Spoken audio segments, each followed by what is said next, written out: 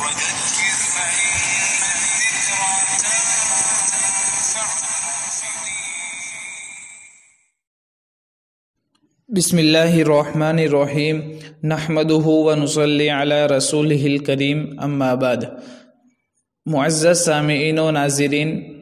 کون سے لباس میں نماز پڑھنا جائز ہے اور کون سے لباس میں نماز پڑھنا جائز نہیں ہے، اس سلسلے میں تیسری قسط آپ حضرات کے سامنے موجود ہے، اور وہ یہ ہے کہ اگر کوئی شخص سجدہ میں جاتے وقت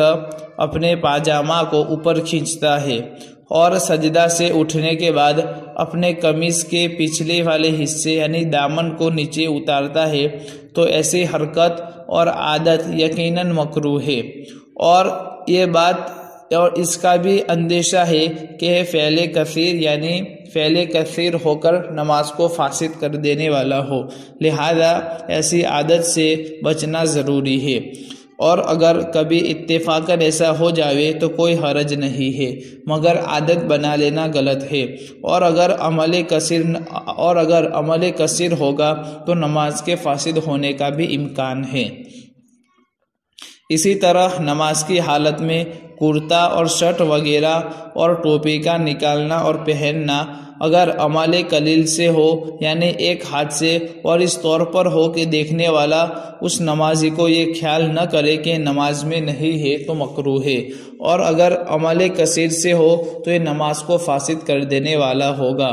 اور ازار بند یعنی تہبند وغیرہ باندھنا بغیر دونوں ہاتھ کے بظاہر تو مشکل اور دشوار ہے، لہذا یہ عمل کثیر ہوگا اور نماز کو فاسد کر دے گا۔ اور اسی طرح کہ اگر ایک ہاتھ سے درست ہونا ممکن نہ ہو تو نماز توڑ کر دونوں ہاتھوں سے تہبند وغیرہ باندھ کر پھر نماز کے اندر شریک ہو جاوے، یہ بہتر ہے۔ اسی طرح ایک اہم مسئلہ یہ ہے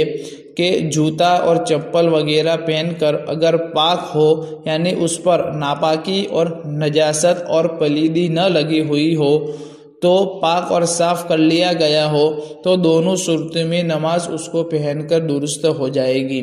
لیکن چونکہ اس زمانے میں مساجد میں فرش یعنی چٹائیاں اور صفے وغیرہ لگائی ہوئی ہوتی ہے، اور جوتا پہن کر مساجد میں جانے سے فرش اور